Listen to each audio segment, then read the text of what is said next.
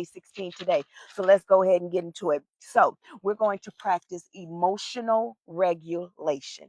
Now we're going to jump straight into it. Here is what we're going to talk about. Number one, why is emotional regulation important in leadership? This is a whole leadership course that I created. So you guys continue to follow. Let's go. Why is emotional regulation important in leadership? Why are we talking about leadership? Because once you step into purpose, baby, you are in your leadership position. So in order to steward the things that God got for you, you have to step into your leadership. Okay? So emotional regulation is important because it allows leaders to stay calm under pressure. You see how Daniel, he stayed calm under pressure. It wasn't about what everybody else was doing. See, everybody else was trying to knock back and get him in trouble. Hold on, I'm sorry.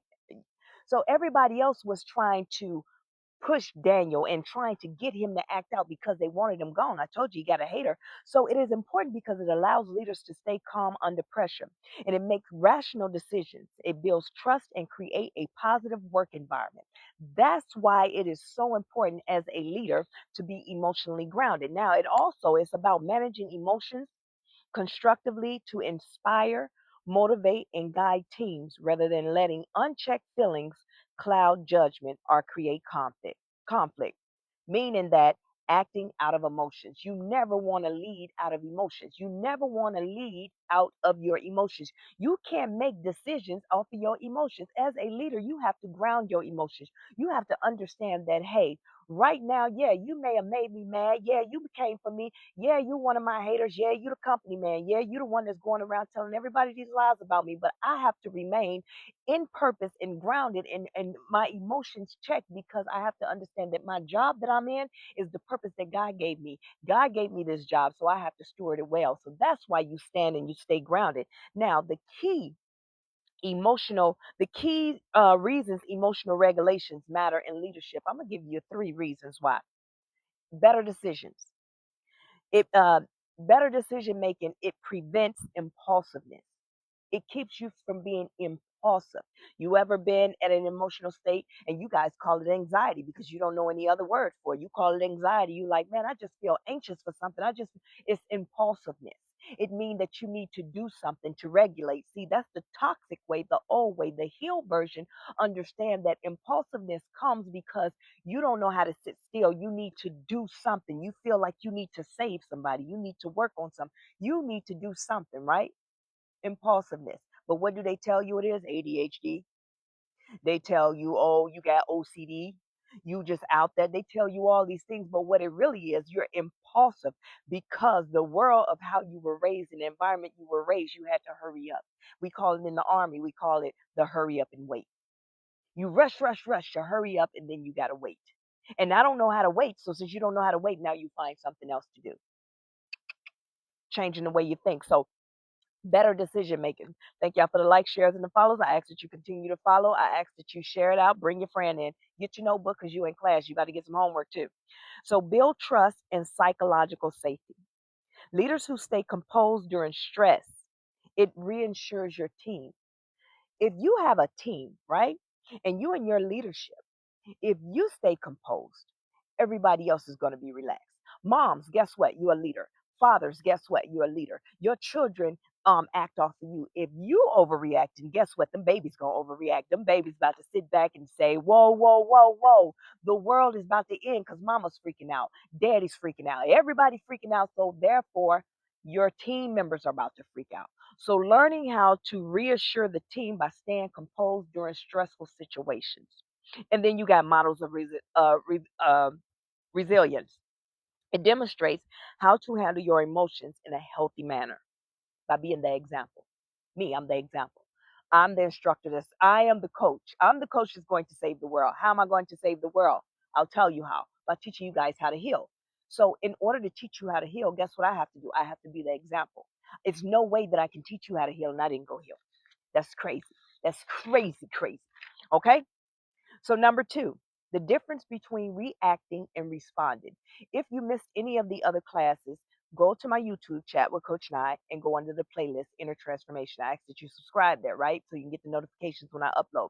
We've been talking about the difference between reacting and responding. And the reason why I have this, the difference between reacting and responding pretty much in every lesson, because it applies to everything in your life. Do you understand? It applies to everything in your life. So look at yourself in purpose. You are in purpose. God got you in your leadership position. You are in purpose. So guess what? You need these things to apply, like omnipresent, right? Everywhere you go, God is. So therefore, everything you do, God is. So therefore, you need to learn how to either respond or react. The difference between it is reaction is an immediate response, is an automatic, immediate emotion. That's what reaction is, right? It is often thoughtless. It's a quick survival mode, something quick. It's impulsive, and it also can fuel conflict, right? I'm gonna give you an example, but response is proaction. It is intentional and thoughtful. It gives a deliberate pause to think. So it makes you pause and think. Now, let me explain to you. Let me give you an example. So you are you're someone bump into you, you immediately push. That's a reaction, because that's embedded in you. It's learned behavior. This is who you are, and this is what you do. Push back immediately, quickly. But a response is I pause and I think. And I think to myself, why did they bump me? I need to check my surroundings. What is going on that this person bumped me? Did somebody push this person into me? Did somebody is this person nervous? What's going on with this person? Now, here is what I need to do. I either need to help assist this person or move out this person's way. Do you understand? That is the healthy way of thinking. That is the healthy way of doing things. That's why it's a part of every lesson, everyday lesson that I do, so you can get the full understanding of what it is. Now, those are the difference between this. So I'm teaching you, you are now going to respond instead of react. We're not reacting anymore. There is no such thing as reacting anymore. We're not reacting to anyone and their feelings. They got attitude, they feel a type of way, let them feel a type of way. You do not react. What you do is respond. And how do you respond? By disconnecting yourself. A person can't argue with you just by themselves, right? I'm not going to feed back into it. I'm not going to check and say, hey, do you like me? I'm not going to check and say, hey, are we, I don't care, because I have to make sure that I stay in purpose, and what purpose God have me in, that's where I need to stay. So remember that. That's the reason, the difference between reaction and response. Check it out, disconnect, move on. Now, number 3, how to self-soothe in real time. Self-soothe in real time. That's pretty much self-regulate. Now, you need to use your senses and body, and that will calm your nervous system by focusing on your breathing. I teach you about breathing. Take a step back, identify what's going on, take a deep breath, identify what's going on. Is it worth the chaos? Calm yourself down. Also, you can do different things like this by changing your environment. You can go outside. Somebody make you upset, go outside, breathe.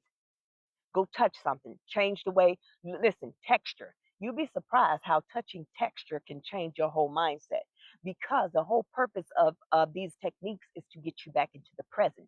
See, when somebody upsets you and it continues to dwell, you're no longer in present. When they upset you, you were in present. When you leave, that is past now.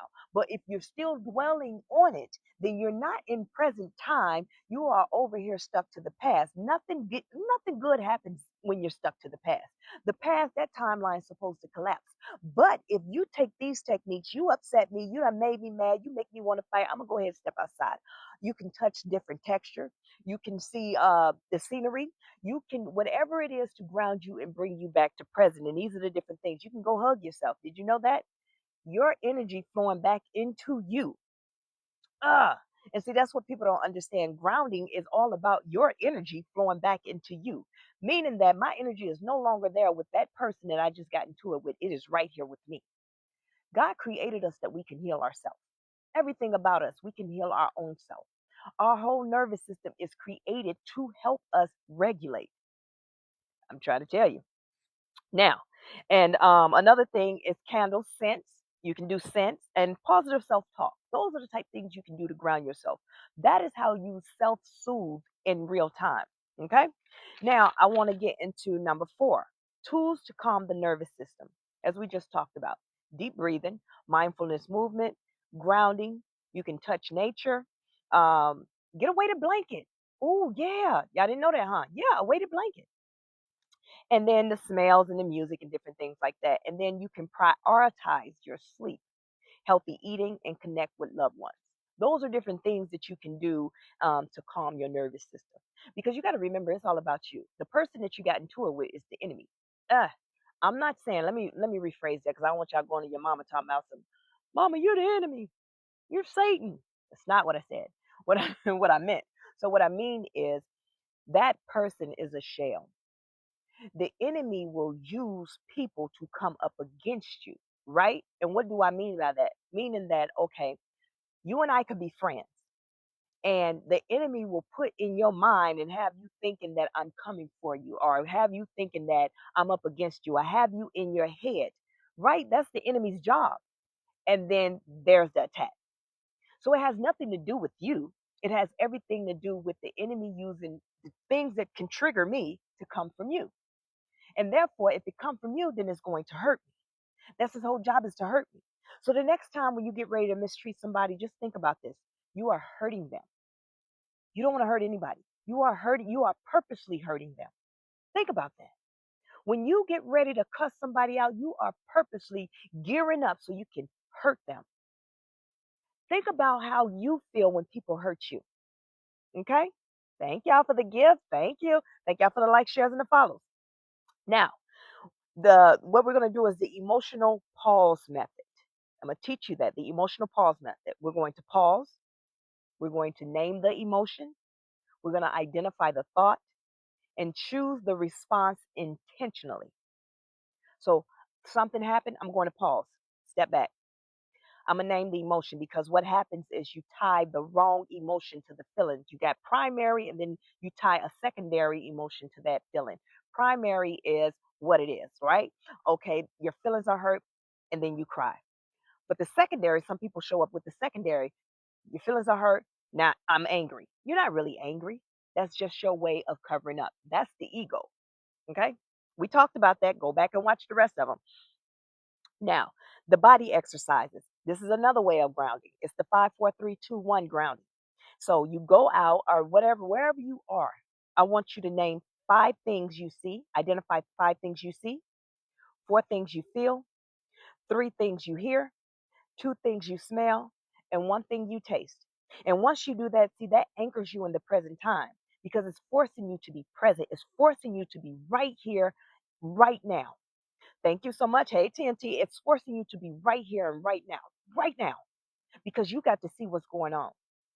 So now you're disconnected. You're not in the past. That argument happened 30 minutes ago. 30 minutes ago, that argument happened. And you still dwelling and steaming off of that. No, sometimes your pride and ego won't allow you to say, "Hey, I'm sorry, I messed up." Or, "Hey, I'm sorry, I thought you was coming for me." Or, "Hey, when you was on your live, I thought you was talking about me. I'm sorry." People can't do that and then clear it up, clean it up. Pride and ego, get rid of it. Okay? So your self-love practice, I hope y'all got your notebooks, so I'm about to give you homework. The self-love practice. Give yourself permission to feel without judgment. Feel without judgment. You be true with yourself. Thank you so much for the gifts, without judgment. Now, your daily declaration, as I always say, I don't do affirmations. Affirmations is just like motivation. It gets you to a point, but you never get to the point of believing. Then what? Okay, I affirm this thing over and over, but I never get into the belief. I do declarations because you're declaring a thing to be so. You are calling it over your life. So here we go. I regulate my emotions with grace and strength. I regulate my emotions with grace and strength. So, so your homework is, y'all ready? Your homework is practice the emotion pause method at least twice. Practice the emotional pause method at least twice. Now, what do I mean by that? As we just talked about up here, pause, name what it is, name the emotion, identify the thought, and choose the response intentionally. Which one is it? Now, I want you to make sure that you attach the right emotion to the feeling. Don't go in there, you pause, think somebody hurt your feelings, but you angry. That's not the correct emotion. No, no, you're fine, girl. That's not the correct emotions, okay? Now, your journaling prompt, no, let's go back. You got another piece of your homework. Document what changed when you responded consciously. Once you decided to stop, think, now what changed? 9 times out of 10, you self-soothe yourself. You calm down. You was able to relax and really look at the bigger picture. As a leader, you're never supposed to act out of emotions. As a leader, I need you to always look at the bigger picture. What is the bigger picture? How is this going to affect the team? Meaning that purpose is how will you help others. That's what purpose is. Purpose is how I'm going to help the next person. When God give you your purpose and when you step into your purpose, you are helping his people. You are doing his work. So as a leader, your action, how is this going to affect the team? You don't have to be a supervisor at your job to step into your leadership position. It's about confidence. Leadership is about confidence. I'm teaching you how to be confident in your purpose. We're going to get into it. Now, your journaling prompt is, how do I usually react when overwhelmed? Write it down. How do I usually react when overwhelmed? What new emotional habit do I want to build? Okay. What the answers that you come up with, now I want you to meditate on it, because what you think becomes your reality. Meditate on it. Listen, I'm enjoying you guys being in here. I'm about to leave you with we got another lesson after this. So if you just joined in, don't worry about it. I teach the same lesson twice, but I rephrase it because you may resonate with this one and may not resonate with the next one. So I want to make sure I meet everybody where they are. So your tabletop talk, tabletop talk, TOP, top, talk. I created this because as you heal, you need to heal your environment. As you heal, you're not going to walk away and say, "I'm not hanging with you no more. I'm doing better. I don't found God. I'm in purpose. I can't be around you." No, you change the environment by being who you're supposed to be. We talked about that earlier, how we supposed to show up. We have to be the example, and being the example, as we talked about, is the model resilience. That is demonstrating how to handle your emotions in a healthier manner. So as I heal people, if I don't align with you anymore, that's fine, but you'll disconnect from me. I'm not going to disconnect from you because it's not my job to disconnect from you. My job is to stay in example and in purpose. If you don't like the way I'm moving, then you disconnect. Okay.